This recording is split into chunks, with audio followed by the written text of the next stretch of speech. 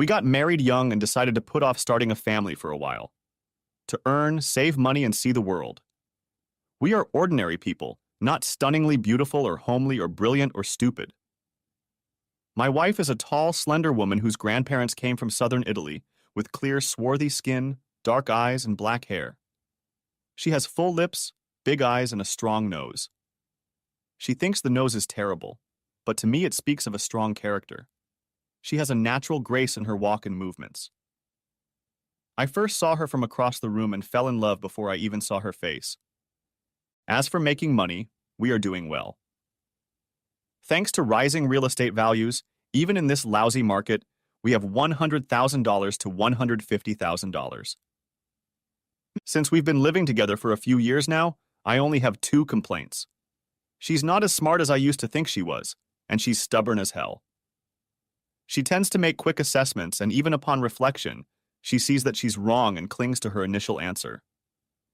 Once she gets a thought into her head, I can bury it in persuasive arguments, get her to admit she was wrong, listen to her assert my point of view as her own, and only then, months later, does it rise from the grave. Every stupid thought that has ever popped into her head will probably stay that way and not leave her until her last breath. This is a serious problem as I value wit and intelligence above all else. My wife works for Bycatch Industries in Princeton, about 45 minutes from our house. Bycatch is fish, turtles, and the like that have been caught in fishing nets and are of no commercial value. So they are thrown overboard, mostly dead. They make up 70–80% of the catch, and their needless destruction is one of the many reasons why the oceans are depleting so quickly. We only take the fish we like and destroy the rest. Ironically, Bycatch doesn't actually have anything to do with fish or fishing. It's a Danish company that buys up all sorts of scrap metal and surplus goods and recycles or resells them. They are making good progress. Unlike many small European companies in the US, Americans are mostly in management positions. Buying and selling, negotiating and taking risks is what they do. My wife is a well-paid buyer-seller at this company, a senior product manager specializing in chemicals. For example, she buys scrap methanol from a chemical plant, contaminated with whatever, and sells it to, well, in this case, she sold it to a municipal wastewater treatment plant where contamination is not a problem. She works out of an unremarkable office in Princeton, New Jersey. I rarely have an excuse or desire to stop by her office, but just on Thanksgiving Day, I was driving by around 11:30 a.m. and thought I'd stop by and surprise the wifey. Take her out to lunch. I know quite a few of her coworkers from parties and such, so no one saw fit to announce me. I waved to those I knew, stopped to chat here and there, and went upstairs to her office. I poked my head through the open door of her office. "Hello, my favorite. Do you have time for me?" "Chris, it's so good to see you. What a treat." On her desk was a bouquet of flowers in a cheap glass vase. "I was passing by and wondered if you were free for lunch. Tell me, who gave you the flowers?" Honestly, they were a few days old, but it was a nice bouquet, probably $70–80 with shipping here, maybe a little less where we live. And I thought it was you. The card said, "From your secret admirer, no name." I wondered why you didn't say anything about them. "When did they come?" Yesterday, I think." "Then you didn't send them?" "You know perfectly well that I didn't. You would have told me so last night if you really thought I had sent them. Frankly, I'm disappointed that you accepted them. You're a married woman and should know better. When exactly did they come? Before or after dinner?" "Nonsense, they're just flowers. Besides, I really thought you sent them. What do you care when they came? I think it was after lunch, maybe 3 o'clock in the afternoon." "Look, if you really thought I sent them, you would have been in a loving mood last night. You didn't say anything, and you behaved in a way that is, unfortunately, quite normal for us. So if I didn't send them, who do you think did?"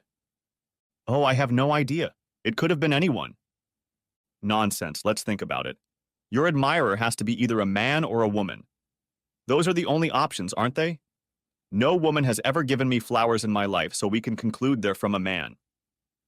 "Oh," with a puzzled look. Right. Probably not from a woman. Presumably he sent them for a reason. He's a secret admirer of yours. Which of your fine qualities do you think he admires? How should I know? I don't know. Give me a break, Karen. What do men usually think of when they send a woman flowers? Romance? Bingo. Women think about romance. Men think of fun. So, your admirer suspects you're a ripe fruit, perhaps an insider. Someone outside the company, a supplier or customer, can hit on you without complications. No one will spend $70, $80 unless they are encouraged, unless they expect you to be receptive. So this guy is someone who has been flirting with you and thinks you're open to their suit, pun not intended, but didn't want to immediately say, Karen, let's have fun. You're so rude. I'm sure it's not like that at all. Honestly, men. Let me finish. You had two choices. Accept the flowers and the spirit in which they were given, and thus encourage him to continue. Or reject them and the guy by giving them to someone else or sticking them in the coffee corner, and telling everyone in the office and me when you got home that whoever this secret admirer was, he was a fool and barking up the wrong tree. Furthermore, it was probably someone who was here yesterday afternoon or today because they'd like to see your reaction to them. You know, to see if the fish had swallowed the bait, which you did. So, who fits that description? If you're free for lunch, we can talk about it. Oh, sure. I had plans, but that's okay. I'll cancel them. Let me make the call first. I told you I don't know anyone who thinks that way about me. Okay, but you don't have to cancel your plans, really. I wouldn't mind going to lunch with your coworkers. She picked up the phone, telling me, it would be a much greater pleasure to have lunch with you. And into the phone. Hello, listen. Chris stopped by to take me to lunch, so I have a better offer. Another time? My husband, Chris. Okay, see you later. Who was that? Oh, just Roland St. Clair. He works in one of the other offices, comes to Princeton once or twice a month. I'll meet him some other time. You're right about the flowers. I hadn't even thought of that. She took them in her hands, and as we walked through the office, said a little louder than necessary, I really thought these were from you. And rather abruptly tossed them with a loud clang into the trash can. As we walked toward the parking lot, I asked, oh, does Roland fit the profile? Who, him? No, he's just a guy I work with. Nothing special about him. Why do you talk about him like that? It doesn't matter, my love.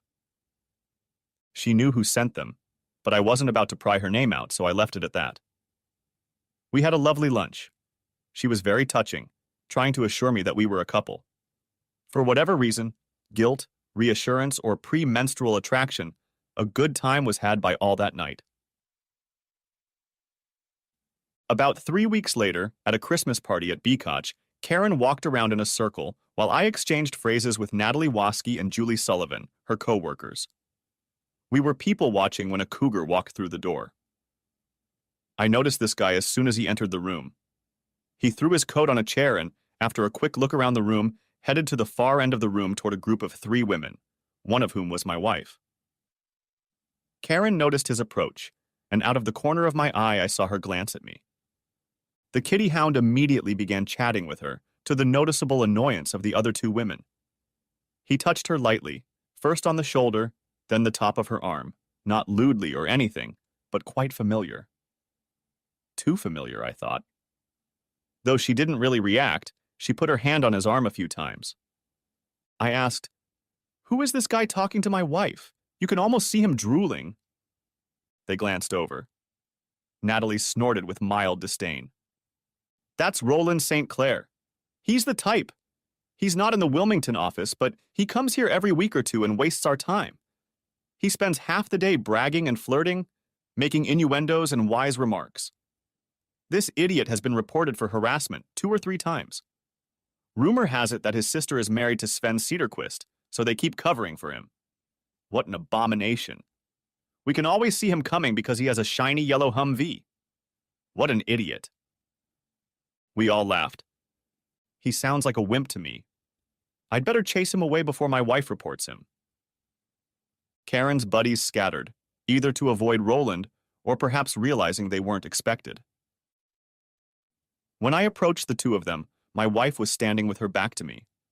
I ran my hand over her neck and shoulder in a deliberately possessive gesture. She pulled her hand away from Roland's wrist. She was guilty of bad thoughts, no doubt. My right hand was by my wife's side, but I defiantly didn't offer her a handshake. Hi, I'm Chris, Karen's husband. And who are you? Oh, don't you know Roland? Chris, this is Roland St. Clair. He works in accounting in the Wilmington office. Nice to meet you, I'm sure, Roland said. He started to extend his hand, but realized that would be silly and yanked it away. I don't think Karen noticed that. Do you work with Karen? I mean, do you do bookkeeping on her accounts and such? Oh no, my work has nothing to do with Roland, Karen whispered hastily. We both like the Flyers hockey team. I guess Roland can answer for himself. So you have nothing to do with Karen in terms of business? It was news to me that she's interested in hockey. As far as I know, she's never watched a game in her life. About work, Karen's right, but I'm a big Flyers fan. Never miss a game, said Hound. So, Roland, is your wife here? I'd like to meet her. Maybe the four of us can go to a Flyers game.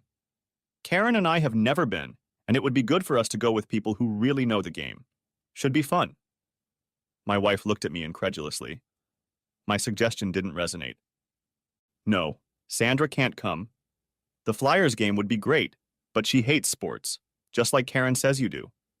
Frankly, Karen and I would rather go and leave you and Sandra at home. My wife smiled. That's not a plan. Karen and I have been married long enough for me to realize that it's important to separate activities. I played hockey in high school, so at least I know the game, but I never followed sports corporations. I always figured that if I was going to root for a corporation, I'd better root for one in which I had stock.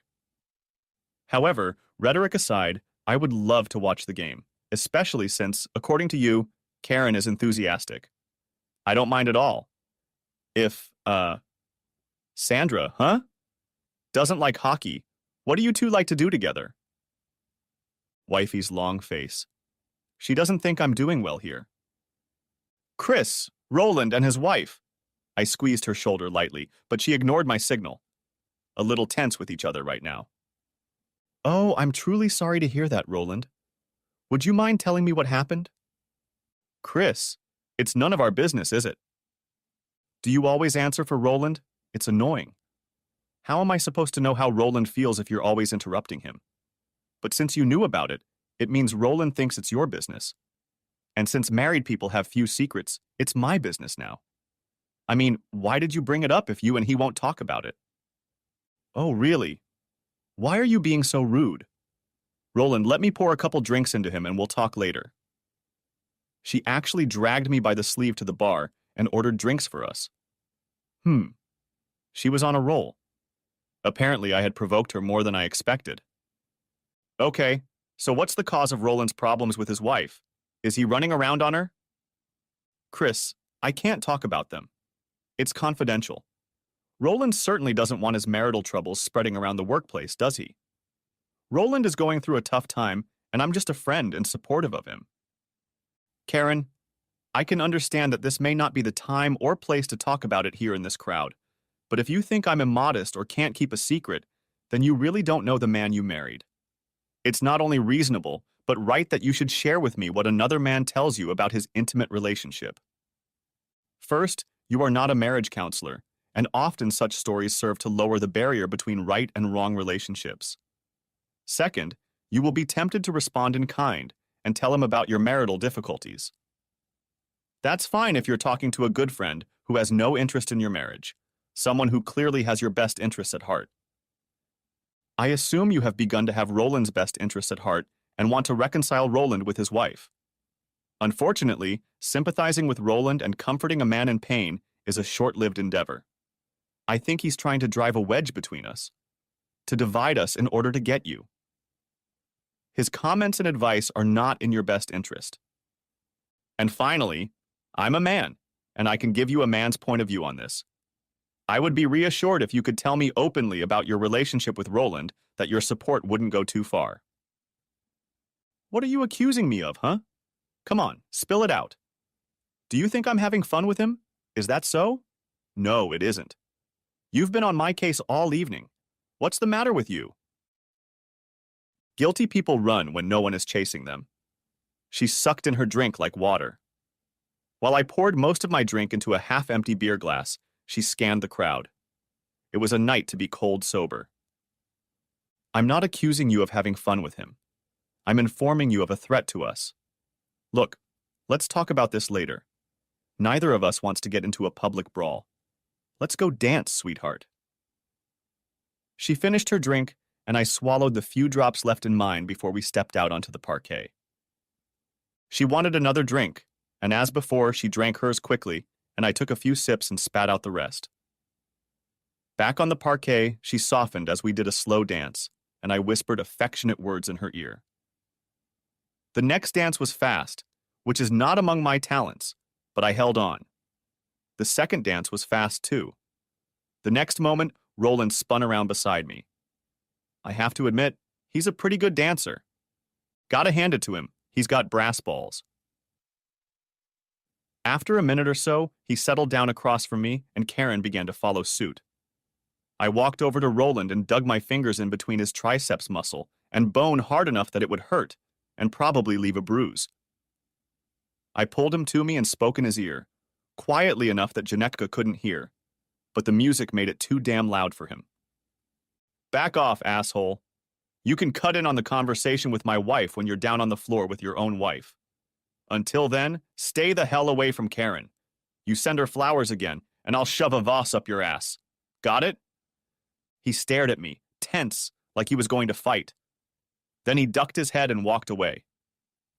Karen guessed what I'd said and pounced on me with fists, starting to reprimand me for being so belligerent with poor Roland. I saw that the others had noticed this, so I took her hand firmly, no bruises, just a firm grip, and muttered in her ear. We need to talk somewhere where we won't make a scene in front of your coworkers. Smile when you go outside with your husband. And I walked her out to the parking lot. Poor Roland. He's so lonely. I'm just trying to be a friend to him. Help him and his wife get back together. You're so rude, Chris. You have no reason to be rude to Roland. Don't ever talk to me or treat me like that again. I'm not 10 years old. Cut the crap. You're the blind man here. Let me tell you the way it is. Like that old song, he's none other than a hound dog peeping at my door. That's not the lyrics. It says, you're nothing but a hound dog that cries all the time. My mom was an Elvis fan and used to sing that song all the time. Besides, Roland has a right to be sad. I was quoting Eric Clapton's version. Everyone has the right to be sad. Look, Roland is digging around under your skirt, and you know why. His problems with his wife have to do with him having fun with other women, and I'm sure you're not the only one he's trying to hook up with. I reasoned, but I think I had his number. I'd prefer you stay away from him, but you work for the same company. You've both recognized that he has no business reason to visit you, so you don't have to spend your time entertaining him or going out to lunch with him. I understand he travels to your office in Princeton on a regular basis. He's having trouble finding a place to live, and he doesn't interfere with our marriage. Chris, I'm a grown man. You're not going to tell me who I can talk to. Karen, in all the years we've been dating and married, I've never given you direct orders, but I am now. Make up with him in public because you have to, but you must never, ever be alone outside of work. No lunches alone, no drinks after work, no car rides, no phone calls, no emails, no instant messaging. Do you understand? She started crying, devolving into sobs and rants. She wasn't speaking very coherently, and I wondered if it was the alcohol. As I was pulling out of the parking lot, she jumped to her feet and screamed, "Wait, wait, there's my coat! Pull over! We have to go back!" Your coat will be there tomorrow. You can pick it up then. Did you understand what I said a minute ago? Listen, damn it. You're going to drive me there, or else when we get home, I'm going to get in the car and drive here by myself. Okay. If you still want to go back to the party when we get home, I'll take you wherever you say. You're upset, barely conscious, and you've had a lot to drink. Roland is bad news. I love you and I'm not giving you up without a fight. She sulked the rest of the way home. When the car stopped in the driveway, she jumped out of it, stormed into the house, headed straight upstairs, slammed and locked the bedroom door, and then threw herself on the bed. I heard a thump. I wondered if I had been too cruel. Now Roland was the victim, and forbidden fruit is sweet. There was no point in checking the home computer. They could have been texting and communicating all day on the work computers. I pondered the situation half the night. I wasn't going to give her up without a fight, but if I lost the fight, she would be out the door. I needed to gather credit card information and check them to find out what cards we had open. I needed to cancel joint cards. I needed to get a couple cards in my name. Go see a damn lawyer. At least I knew where the bank accounts were. Shit. Shit. Shit. The next day, I went to the bedroom to get dressed and found the door unlocked. Karen was still asleep when I brushed my teeth, got dressed, and went to work. I have a friend named Grace Chang. She's in charge of the computer systems where I work as a technician. I brought her a cup of coffee and sat in the chair next to her desk. I moaned to her about Roland and my wife, asking what to do. It's been a thing. About 10 months ago, I too thought my husband was leaving. Like you, I didn't have access to his email at work, and I had no idea who he might be sleeping with. I bought a transponder, or rather two, because he has a car and a truck. I could track where he was traveling by going online. I did this for 3 weeks. He seemed to drive aimlessly. What the hell, I thought. For my birthday, he gave me a beautiful antique vanity mirror. Turns out he'd been to all the antique stores. What an idiot I was. Grace, I think Roland is trying to antagonize me and get to her by selling her a heartwarming story. And I'm genuinely afraid my wife has fallen for it. Don't be silly. Karen seems like a nice person. Look, I've still got the transponders and software. Bring your laptop tomorrow. I'll load the software into it. You can take as many transponders as you want. Put one on Roland's car, one on your wife's, and you can track them wherever they go. It's simple. Well, Grace, that's the way forward, isn't it? Karen has a certain innocence and empathy, so it might be kind-hearted on her part, except for Roland. I can definitely smell the smoke. Innocent until proven guilty, right? Let's do it. After work, I stopped by a spy store and bought a clock radio with a built-in color camera and microphone that could broadcast within 500 feet. It even came with software to record the signal on a laptop and edit the audio-video. I didn't really have a plan. I just figured pictures are worth 1,000 words, and they would probably come in handy at some point. I also figured that if I had a problem with the program, Grace could fix it. I needn't have worried. I followed the instructions and it worked. The little camera transmitted the sound and image from the TV in my living room to a computer over 1,000 feet away. The image was a little grainy, but the sound was perfect. The next day, Grace programmed my computer to receive transponders. Everything looked great. She projected a small car on the map with restaurants, hotels, and other points of interest right around them with an accuracy of 20 yards. By clicking on Google Earth, I was able to see the area. I needed to know when Roland would be in the office, but the caller ID was bothering me. Since I have a distinctive voice, I asked a friend to call the Wilmington office of Bycatch Industries and ask the receptionist if Roland would be available mid or late afternoon. She was very concerned because he had an important meeting from 2 o'clock to 4 o'clock, and he only had a half hour of free time before he had to meet with Fleming at 4:30. My friend said he would try to contact him another day. Well, good riddance. I left work at noon and drove to Wilmington. There was no security in the parking lot as far as I could tell. It's impossible not to notice the yellow Hummer. I wondered if he was driving down the street pretending to be a real man traveling to Fallujah, Iraq, dodging roadside bombs. I stuck the transponder where the directions said the signal would be best and found a hot wire to plug it in. Before pulling out of the parking lot, I checked the computer, and yay. There goes the yellow tub icon. I headed home. In the evening, I installed the second one on my wife's car. Keeping track of the darn things has been a problem with my job. I'm usually nowhere near the internet. More often than not, I find out where they went after they've gone and disappeared. On the way home, I called Natalie Waskey from Bycatch. Natalie, this is Chris Harlow. Do you have a couple minutes for me? Of course, sir. Give me your contact information, please. Okay. What can I do for you? It's a good thing you're discreet, Natalie. I'd hate for this to become office gossip. Quite right, sir. Look, Roland could be a problem for me.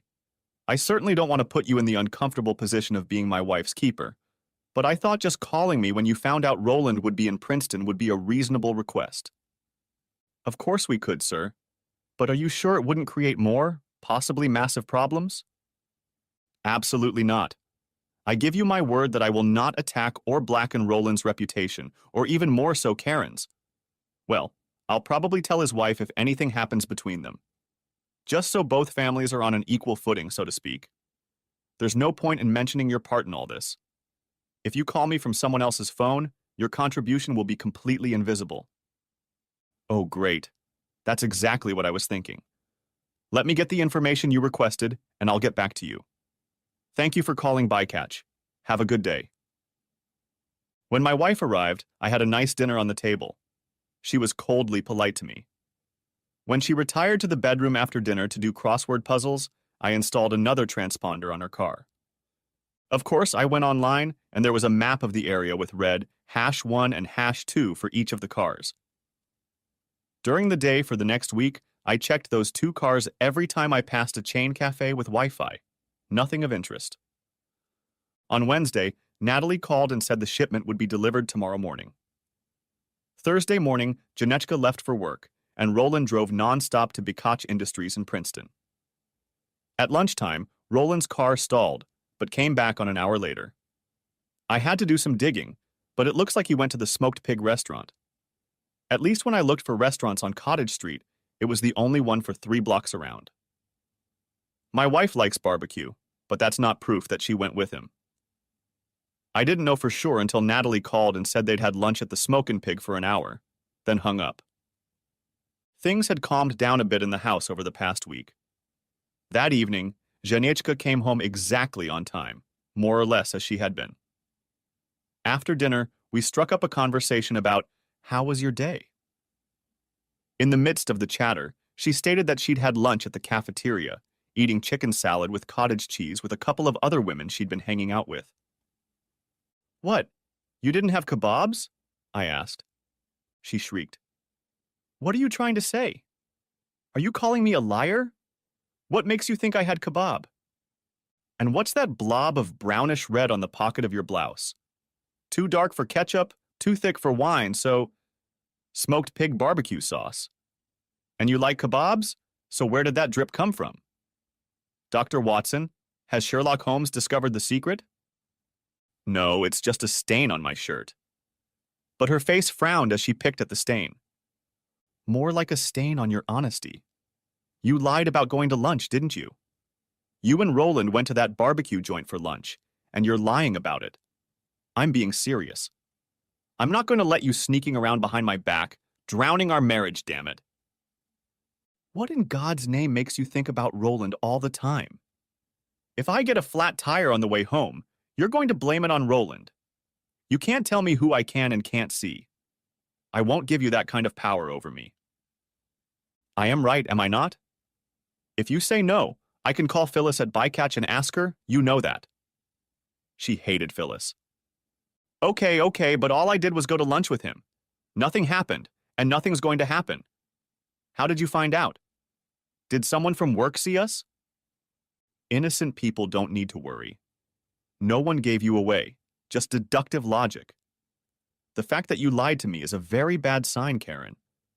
But you're right, love. I can't make you behave. Lincoln freed the slaves. After all, we're both free to do what we want. If you really want Roland instead of me, I won't stand in your way. Frankly, given your behavior lately, if not him, then someone else at another time.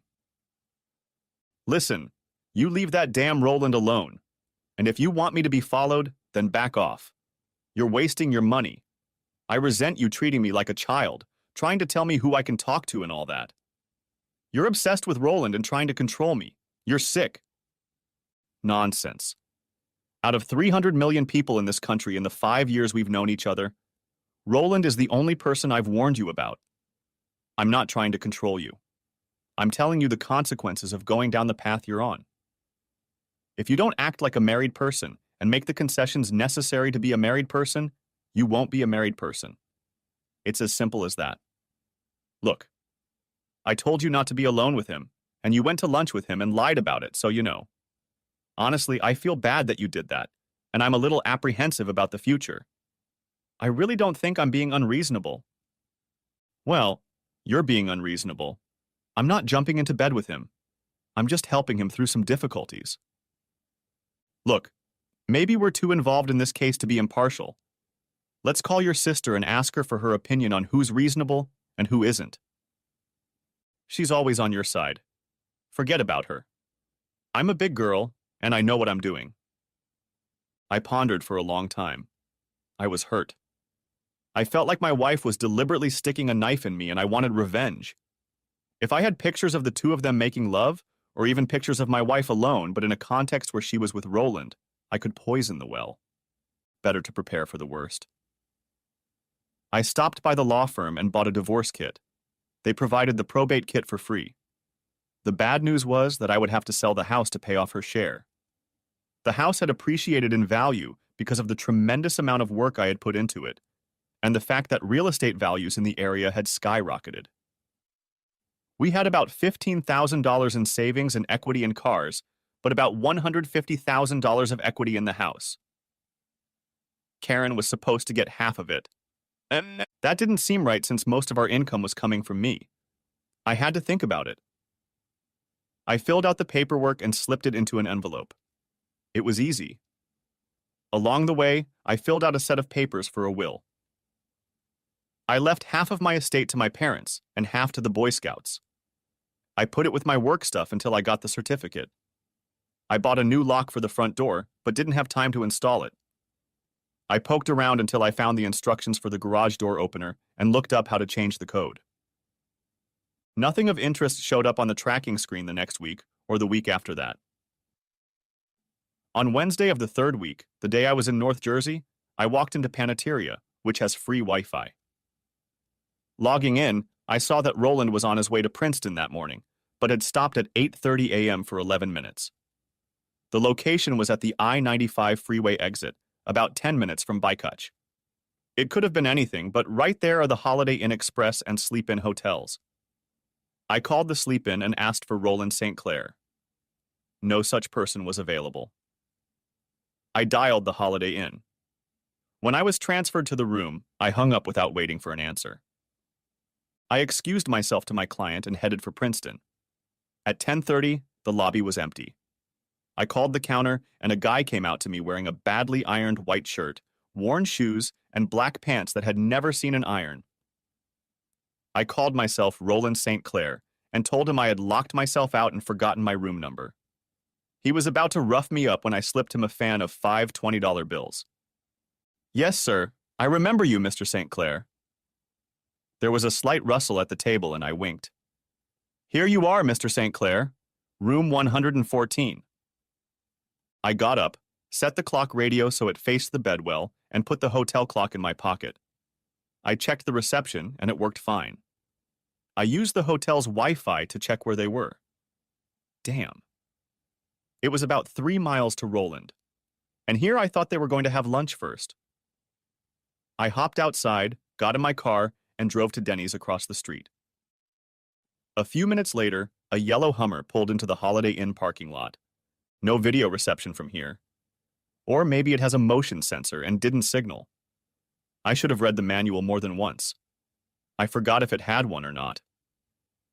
I gave them 2 minutes, drove up to the hotel, and parked around the corner from room 313 so that if they looked out the window, I wouldn't be visible.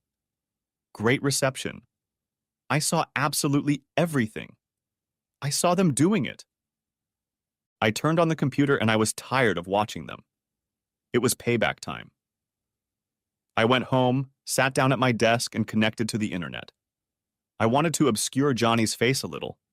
It took me a long time to figure out what software I needed to do this, but I finally figured it out. I created a fake ID, an RSTC, and a disposable email address. Using the fake ID, I was able to post the video clip along with the comments. Of course, the likelihood of Janechka ever seeing this site, unless I directed her there, is 0. The plan was for me to use some of the words and commands that Roland had applied to Janechka.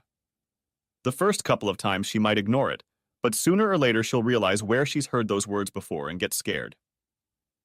First, I'll say I saw them looking at some website. Let her harass me, and then with great reluctance, I'll agree to show her the site. That should help Roland. She got home a little late, but honestly, she looked and acted normal. Maybe even a little depressed. There was a salad on the table, chicken scallops with roasted Italian vegetables. Well, love, you had a nice day, didn't you? A worried expression appeared on her face. Well, the message you left on my cell phone was very nice to receive. But other than that, nothing out of the ordinary. I completely agree. If you still have romantic intentions, they'll have to wait until tomorrow. Ah, so. Well, actually, it's the way you walk and move, kind of sluggish or perhaps lubricated. And you smell different. I can't identify the odor, something like lavender soap and some kind of musk. Did you come in for a drink? A slight blush appeared on her cheeks. No, I came home straight from work. I planned to touch and kiss her like I usually did, but I felt too much disgust. I realized that what I had seen this afternoon did not suit me at all. I didn't think my feelings would change over time. I no longer looked at her with anger and contempt. I was wasting my time being around her. Why waste my time? I didn't want her back. If she thought Roland was so wonderful, let her have him. What the hell do I need her for if she doesn't need me? I began to rethink the video and my plan to shit in her bed. And if I make her believe the worst about Roland from the site, she'll dump him, okay? But then maybe try to get me back. She'll stick to me like toilet paper to the heel of your shoe. It was better for me to move on and plan accordingly. So I never mentioned the website, and as far as I knew, she hadn't seen it. I made no moves to get one last bit of entertainment that night. I just didn't care. The next morning, as soon as she was out the door, I called messengers to pick up the divorce papers and deliver them at 4 p.m. to my wife's work. I went to the bank. I moved some money around in my savings and brokerage accounts to split 50-50. She was at work by this time, so I closed all of our joint credit cards. Upon returning home, I changed the lock on the front door. The clothes she usually wore to work, I packed neatly into a suitcase. All the other clothes from her closet I packed in heavy garbage bags. I logged on. The Hummer was in Wilmington, and my wife's car was at work. I didn't bother emptying her dresser. I wrapped rope around it to keep the drawers from falling out and used a two-wheeled dolly to haul it to the car. I almost killed myself dragging it onto the trunk. I filled the car with trash bags. I remembered the garage door opener and just unplugged it. Locking the front door, I drove to her mother's cottage. Her mom was stunned. I asked her not to call her daughter until 3 p.m., as I had a lot more stuff to move. On the second trip, I got the bed and mattress into the car, loaded the bedding, nightstand, and a few more bags of stuff into the trunk. I went back one last time and packed her CDs and stuff, 2 boxes of knickknacks and books. I looked like a modern-day refugee from the dusty thicket, traveling slowly to her mother's house. Her mom remarked, "I like the idea of her living in the garage. That way she'll know it's temporary. In 4 or 5 months, it's going to be freaking cold in there. That will give her incentive to move in. I've always liked you, Chris. Isn't it unreasonable to ask you to stay in touch? Grace, I'll be happy to keep in touch, especially if it means a home-cooked dinner every now and then." I made the bed, plugged in the lamp and alarm clock. I even made the bed. What a nice guy I am. At 3:10, I had a beer with her mom while she called Karen at the office. "Karen, I just wanted to tell you that Chris kicked you out, and I have to take you in for a while. Chris brought almost all of your stuff over and stacked it in the garage. I don't know what you were thinking, you silly fool." And hung up. "Is this really the end, Chris? You two seemed very happy. What really happened? I told her some of the details, but not in great detail. Yes, pretty much the end of our marriage. Your daughter apparently hasn't yet realized what marriage is and what our mutual responsibilities are. I don't think she's ready for that. Maybe she will be ready by the time she remarries. I must admit there is little hope for that. We'll see. Back at my house, I called Roland's wife and told her what was up. She told me to butt out and mind my own business. I again pointed out that it was my business since he was entertaining my ex-wife, but she didn't thank me. Oh well, you can't please some people. I wrote a good letter, I thought. Karen, you were right. It's very nice of you to work with Roland to overcome his family problems, whatever they may be. It's important to you and important to him, but not so important to me. I want you to be happy, so as promised, I'm releasing you from our marriage. You will be able to devote all your time to Roland and many others who will undoubtedly take his place as he has taken mine. I do not know what you seek in this life, but as I think back on our time together, I am relieved to realize that your future has nothing to do with me. Know that I will not speak ill of you and will be courteous to you any time we meet. May you find peace and joy in this life. Chris. And I went back to her mom's house and dumped the last of the plastic bags in the garage. I put the letter in a sealed envelope and placed it on the bed. After saying goodbye and kissing her mom, I headed back home. Arriving in our neighborhood, I parked 2 blocks from our house. Karen or Roland might want revenge, and I would try to get the car out of sight. I walked out onto the street behind our house and through Mrs. Corbin's yard, which adjoined our house. I unlocked the back door and went inside. Peeked out. Karen wasn't there yet. I checked the computer. Roland's truck was parked outside his house in Wilmington. Karen was just leaving work. I assumed she hadn't gotten her mother's message. I changed the answering machine, informing her that she was no longer available at this number blah blah. Too kind. I erased it and recorded a new message. Karen no longer lived here. I included her cell phone number so people could track her down. I'll save you the gnashing of teeth, cell phone calls, and Karen knocking on the door. At first, she denied doing anything with Roland other than talking. By the end of the week, she admitted, got carried away once so it wouldn't happen again. Good thing I didn't have to tell her about the videotape. On Friday, her mother called and asked if I would meet Karen at her house on Saturday. I said yes. I have to thank Literotica for the idea that saved me a lot of money. I wrote a contract stating that in the future, if one of us cheated on the other and there was enough evidence of cheating to convince a justice of the peace, the cheating partner would leave the marriage with only $10,000. I intentionally made the wording somewhat crude and scheduled another meeting with Bert, my attorney.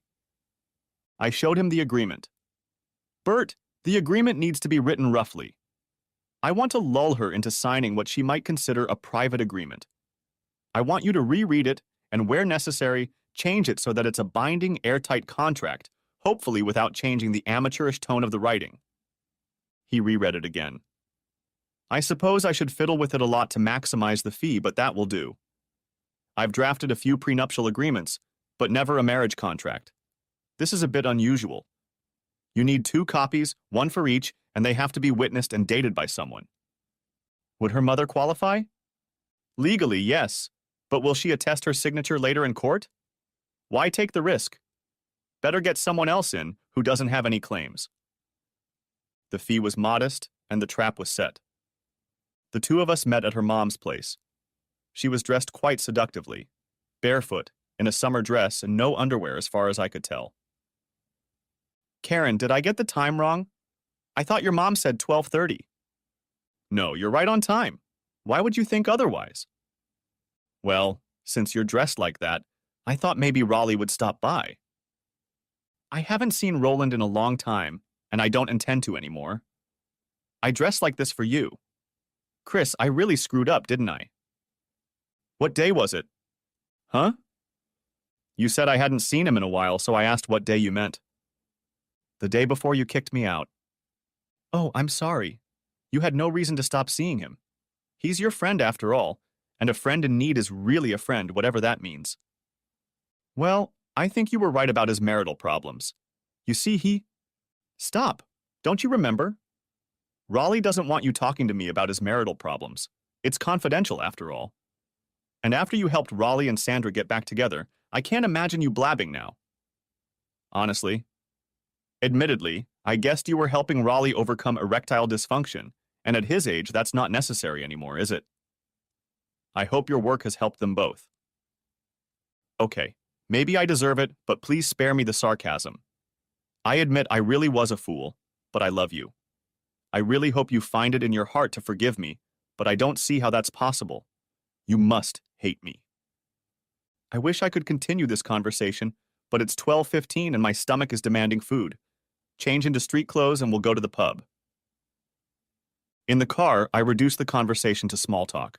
We sat in the back cabin alone. So I hate you, you asked. Of course you don't. I try very hard not to hate anyone. Not you, not Raleigh, not corrupt politicians. Hate is too corrosive for the one who wears it. In order not to hate you, I must forgive you, and I have. She looked at him in surprise, and his sniffling stopped. That's even worse. If you'd really acted like a fool this time, I guess I could get over it eventually, but I've thought about it a lot. I think the real problem is that you're an immature fool. I've given you plenty of opportunities to look at what you're doing, but you just didn't see it. I don't blame you for that. You are like that, at least at this stage of your life. Since it's not your fault, I forgive you easily. I suppose there's a chance you'll get wiser as you get older, but I don't want to stand by and wait for that to happen. Look, you're great at a lot of things, but you're completely clueless about a lot of other things that I appreciate, and I don't put up with fools. Chris, believe me, I've matured very quickly in the last few weeks. I think we can make our marriage work, and I'll do anything to make it work. What do you think we should do? Well, I've been thinking about it. I trusted you unconditionally, and that trust has turned out to be completely misplaced. One of your virtues is that you empathize with people. It's almost like Mother Teresa, only with a different calling. Think what a tragedy it would be if someone's grandfather married her and she ended up a housewife in Peoria. All those people in India with no one to help them. Mother Teresa was born in Peoria? I never knew that. Is that true? I was speaking metaphorically. She was born in Macedonia. Anyway, that's how I feel about marrying you and limiting you. I mean, if someone's feeling bad, low self-esteem, rotten wife, impotence, I can spend a little time chatting to them. I'll tell them a joke of the day to make them laugh, or give them a couple bucks, but that's it. How much will that help them? Almost nothing. But you. My God, you're literally going all the way with them, trying to really help them. It would be wrong of me to interfere with such a calling. Roland and no doubt many others would have been left to find their way alone. There were no others. Only once with Roland and... Oh, that is true humility. A rich man who has a lot to give gives millions to charity, but when asked, modestly replies, "Oh, I just help where I can." True, you are too modest, but I understand. Modesty is also a virtue. I didn't want to make it too easy for her. Chris, I really do understand the dirt I've turned all of this into. I've grown up a lot. I really have. Let me think about it, Karen. It all comes down to whether I want to risk wasting years of my life on you or move on. Why don't we meet tomorrow, say here, at 12:30? Sure. D 12:30? She was waiting for me when I walked through the door at 12:35. I don't know how long she was there, but her beer glass was only 1/3 full. As before, we made small talk. I didn't bother to ask her if her mom's garage was starting to feel cozy and homey. Okay, here's what I'm thinking. The way I see it, if you slip once, you run the risk of doing it again. If I have to go through the agony of my wife having fun with anyone, I want to be compensated for it. So here's a proposition. If I catch you having fun and I can prove it to a justice of the peace, you walk out the door with 10,000 and I get the rest. It's only fair that I offer you the same deal. It punishes the adulterer. If we both sign this agreement, we'll bury the hatchet and move on with our lives. I handed her the amateurish agreement, modeled with irrelevant typos. As I expected, she read it cursorily and said, "Good, that's fair. I can sign it. I really appreciate you being so lenient. I'm not sure I could have been in your shoes. Let's hope none of us are in my shoes in the future. Dante, could you come here for a moment?" The host, a casual acquaintance of ours, came right over. "Ah, Chris, Karen, is there a problem? New help in the kitchen is always trouble for me." "Not at all, Dante. Karen and I are signing an agreement between us, and we need someone to witness the signatures. Could you do that for us? You won't have to read the documents because you'll only witness the signature." "Sure, Dante will do it for his friends." It was over in a minute. Karen and I each had a signed and witnessed legal document. A second honeymoon followed, with vows of fidelity and love and things like that. But she was stubborn, and I suspected her affair wasn't over yet. On Monday, I returned to the motel. The same clerk was in attendance. "Troy, can I have a word with you?" "Sure." "Listen, when someone makes a reservation for Roland St. Clair, give him the same number as last time, number 114. And here's something for your trouble." "Well, I don't know." Rocket scientists are rarely referenced. "Look, you have to assign the client a room. He's stayed in this room before and presumably he likes it, so isn't it reasonable to give him a room he likes? One that he's familiar with? If someone asks and he doesn't, that's just good customer service. Of course, if the customer asks for some other room, fine. By all means, give them that room." "Well, okay." And he tucked the money away in his pocket. At 9 o'clock on Thursday, I got a phone call. "The accountant is back." And Natalie hung up. I wasn't working that day, so I looked into the tracking program. Sure enough, Roland had stopped at a motel that morning on his way to Princeton. At 11:45, my phone rang again. "Trouble in paradise. She said she won't be back today." A few minutes later, the phone rang again. "Your buddy says hi to all of us until next time and is out the door. Good luck, Cree. I hope things aren't as they seem." I checked the tracking.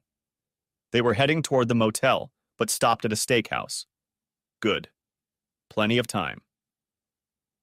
I sat in the parking lot across from the motel and ate a delicious sandwich from the deli. I brushed off the crumbs and was sipping my coffee when cars pulled into the parking lot. They parked right in front of license plate 114. I snapped a few pictures of them hugging each other near their cars and then walking to the motel room door with their hands in each other's hip pockets. After a minute or two, I pulled into the parking lot and out of sight. My computer began recording the scene as I crossed the street. The dialogue was different than before, but the actions were about the same. "Here's the contract," Chris wrote. It was embarrassing. He asked me to sign it right at that awful pub he likes, the Jolly Big Pub on Main. The creepy type who owns it, Dante something something, was a witness. I mean, who would write such an amateurish thing, you know? It sounds stupid, but Roland, this is the last time, at least for a while. I don't want him to find out, not that he will, but he found out once, so maybe again. That wouldn't be good. Karen, just listen. My God, is that a contract? It's like totally folksy, and spell check doesn't work. It would be laughed at in court. Forget it. It's just Perry Mason's dream. Who's Perry Mason? He was a lawyer on a TV show, a pompous ass. In that super serious way, he had people confess to God knows what on the witness stand. It's totally unbelievable. Forget about last Sunday, come here. Nonsense, Karen. You said it last time. I need you. You need me. Don't you like what we do together? With me, you can ask for anything, do anything, and we do it. Look. Next, I saw them doing this. I pondered what to do next. Eventually, I pulled up to their room, got out of the car, and stood next to the door. My digital camera could record about 5 minutes of conversation, and I didn't have to wait long. I turned the camera on when I heard one of them slide the chain off the latch. Karen came trotting out, calling over her shoulder. Okay, Raleigh, same time next week. You can entertain him tomorrow if you want. Eek. Damn, you got scared. What are you doing here? Oh my God. I'm doing the same thing you're doing, witnessing the end of our marriage. Don't bother going home. You don't have one. I've changed the lock. I'll drop off your things at your mom's. No, Chris, you can't. Oh, yes, I can. I've already gone the extra mile and fooled you even more. You just got excited about a $100,000 nooner. I get the house and our investment, and you only get $10,000, but I guess you realize that. Chris, you're a goddamn son of a bitch. You can't do that. There was no point in sticking around and gloating. As I was opening my car door, Roland's head peeked out from behind the door. Raleigh, I hope Karen's particular style of marriage counseling worked out for you and Grace. Don't forget to take them to the Flyers game. She'll love it. Everyone goes there for the fights. Epilogue. Everything went smoothly, despite Karen's attempts to thwart the divorce and, in spite of that, to try to get half of the assets. My wife was sly and begged, but our agreement stood. I got rid of her on my terms. I wondered what I would have done if she had taken the straight path. Would I have stayed married? If and were pots and pans, there would be no need for a master hand. Roland and Grace broke up. Karen tried to get a transfer to Wilmington so they could live together. Last I heard, they broke up and Karen was living in Tulsa. Good riddance. The end. Thanks for watching. I hope you enjoyed it. So subscribe to my channel and watch the next video.